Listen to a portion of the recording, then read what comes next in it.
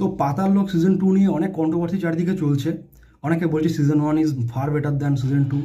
তো আমি বলবো আপনারা অন্য কিছু না ভেবে আপনারা দেখতে বসে যান। দেখার পরে আপনাদের মনে হবে না যে সময় নষ্ট হয়েছে।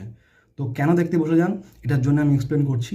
প্রথমত সিজন 1টা সব কিছু খুল্লা ছিল আর কি, মানে বেশি মাথা খাটাতে হচ্ছিল না, সব কিছু সামনাসামনি বোঝা যাচ্ছিল। কিন্তু সিজন 2 জন্য আপনাকে একটু হলেও চিন্তাভাবনা করতে হবে। টোটাল 8টা এপিসোড রয়েছে। প্রথম 4টে এপিসোড একটু স্লো, কিন্তু পরবর্তী 4টে এপিসোড জাস্ট অসাধারণ। এটা রোলার কোস্টার রাইড আপনাদেরকে দেবে। তো অ্যাকচুয়াল ঘটনাটা হচ্ছে নাগাল্যান্ড নিয়ে। নাগাল্যান্ডে একটা বড় পলিটিক্যাল লিডারের মার্ডার হয়ে যায় এবং সেই মার্ডারের দায়িত্বের জন্য ইনভেস্টিগেট করতে যায় আর কি আমাদের জয়দীপ এলাহাবাদ, যে কিনা হাতিরাম চৌধুরী। তো সে সেখানে ইনভেস্টিগেট করতে যায় এবং সেই ইনভেস্টিগেশনের করতে করতে আর কি বিভিন্ন রকমের টুইস্ট রিভিল হয়। একের পর এক টুইস্ট চলতেই থাকে। আপনি অ্যাকচুয়ালি প্রেডিক্ট করতে পারবেন না যে কে অ্যাকচুয়ালি মাস্টার মাইন্ড। তো শেষে গিয়ে এটা প্রেডিক্ট হবে। এমনকি শেষের মানে ক্লাইম্যাক্সের 2-3 মিনিট আগেও আপনি একটা টুইস্টের রিভিল পেয়ে যাবেন।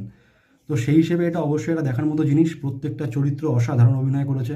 কেউ যদি 1 মিনিটের জন্যও যদি স্ক্রিনে আসে তো সেও জাস্ট নিজের জায়গাটা ফাটিয়ে দিয়েছে।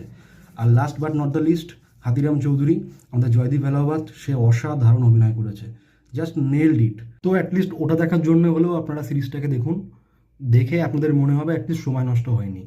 তো আপনাদের কেমন লাগলো অবশ্যই জানাবেন।